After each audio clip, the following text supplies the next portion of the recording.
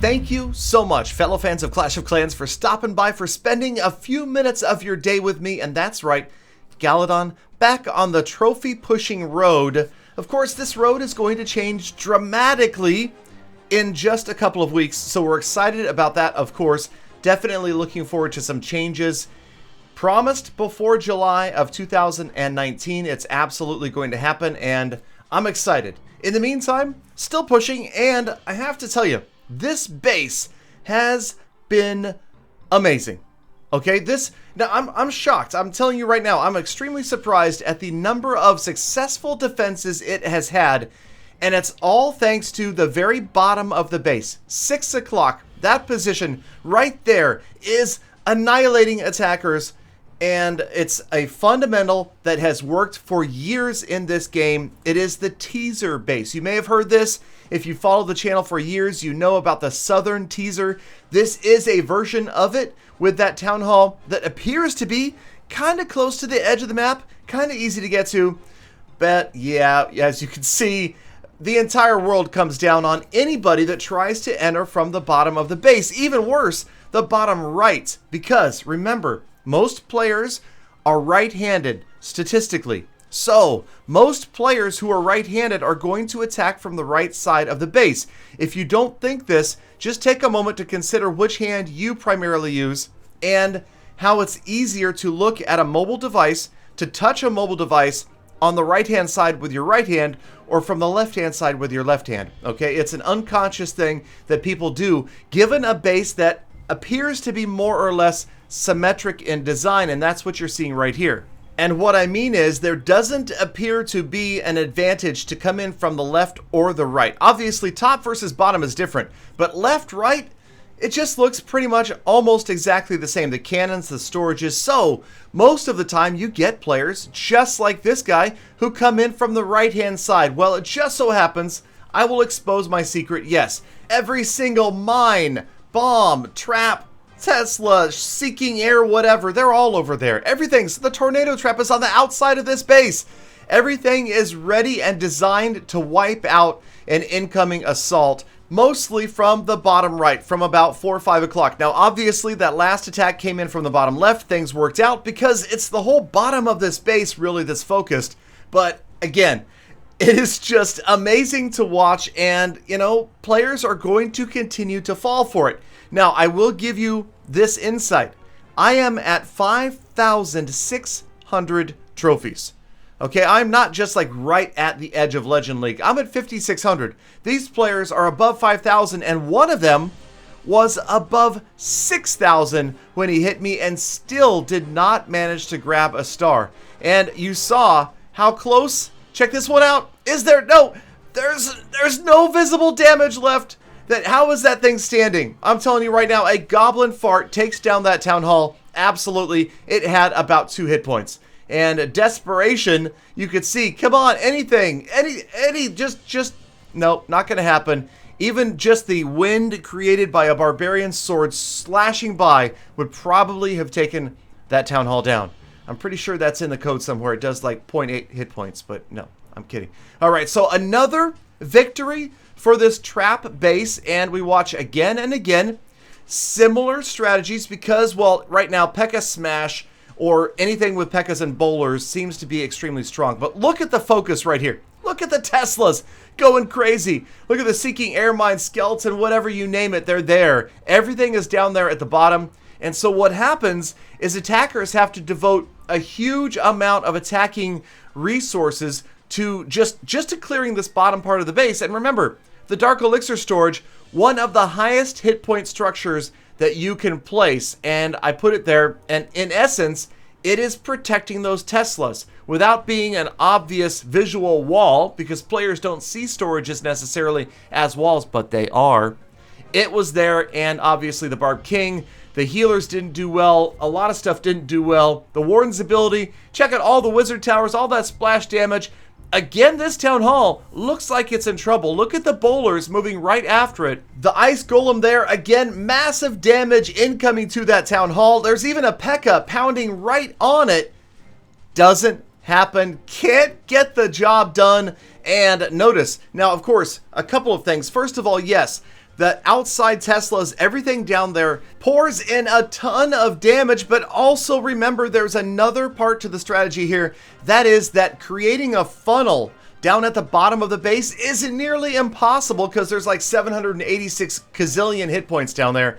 And so any player that hopes to throw a funnel in at, say, 3 and 6 or 9 and 6, it almost always fails. Now, this guy didn't Coconut Loon, so he sends in his E-Dragons on the right-hand side. One immediately picked up a Seeking Air Mine. Check out all of the skeleton traps. That's right, I'm defending against ground and air down here because both seem to be pretty strong right now. I can't really count on this base defending specifically against one or the other. Now, that is a thought. You want to make the gamble? Switch this base to completely ground defending or completely air defending, and you will probably increase your wins against one attack style and not the other. Now, this player, of course, was down in Titan 1. He had far from maxed out, well, everything. So perhaps he was counting on pushing up just by grabbing Town Halls. Just a quick push right here in the corner of the base just to grab the Town Hall, get the 1-star, and walk away with what would have been a massive trophy gain. I believe that the offer here might have been around 50 trophies for a 3-star victory for this attacker. So he found me when I was many hundreds of trophies ahead of him. And once again, it doesn't work out. Everything is down there, and remember, the Eagle Artillery hits further away, but it's doing a great job raining down destruction, and then the Expos set to ground and air can also reach out towards the bottom of the base. And yeah, time and time again, things have been amazing. This base has been a lot of fun to watch on defense, and for some reason, this season, it's doing exceptionally well. Now, let's go ahead, because obviously I know that there's a bunch of you that have already dropped down to the comments, okay? I know there's several that couldn't wait, that dropped down and said, Galadon, this base is easy, I could wreck it. Okay, Galadon, let me friendly challenge your base, I promise you I'll 3-star.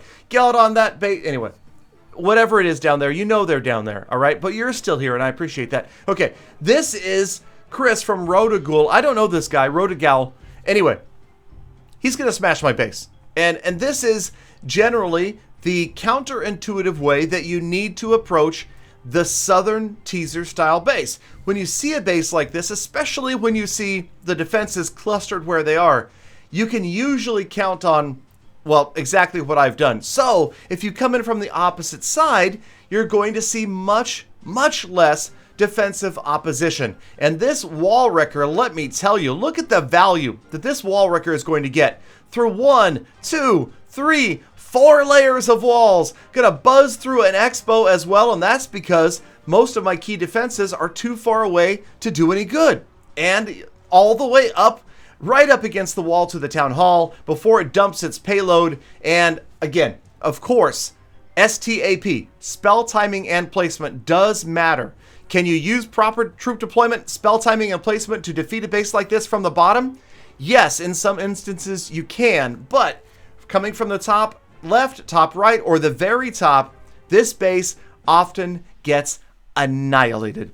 So Chris rolling through, and now finally he's going to, look at that. That actually was pretty good. He dropped some loons at the bottom, and they helped protect the healers. All the Seeking Air Mines got triggered. The bowlers are going to do great splash damage against the skeletons. The healers are here. The warden is there as well, and they approached from a distance. So rather than triggering everything at once in this massive wave, they move in from a distance. You don't lose the healers, and they easily wipe out the bottom of this base, while yes, the Archer Queen has gone off on her own at the top of the base and done a great job wiping stuff out as well. But can you see where this is headed? Watch as we zoom out with about 35 seconds left to this attack.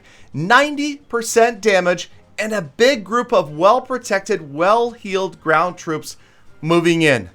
99 or 100, what do you guys think? You see that single target Inferno right there? Can it stop these guys? Can the P.E.K.K.A. and the boulders get through those maxed out walls? Well, they might likely hit some of the non-maxed out walls right here. But on their way, and maybe around the walls, you can see, oh, you got minions coming in from the right-hand side right here, trying to distract that single target Inferno, the last structure left, and time is actually going to run out. The Grand Warden did his best. He's not going to survive it. And a 99% for 32 trophies. So this base, obviously good, but far from invincible. Let me know if you try out the base. The fundamentals are sound at any Town Hall level if you have an equal level attacker. So give it a try. Let me know. Thank you guys, as always, for sticking around all the way to the end of the episode. Now get out there, make the best of the rest of your day. Be kind to people, animals, and the planet. And I hope to see every last one of you back here again tomorrow for more Full Attacks.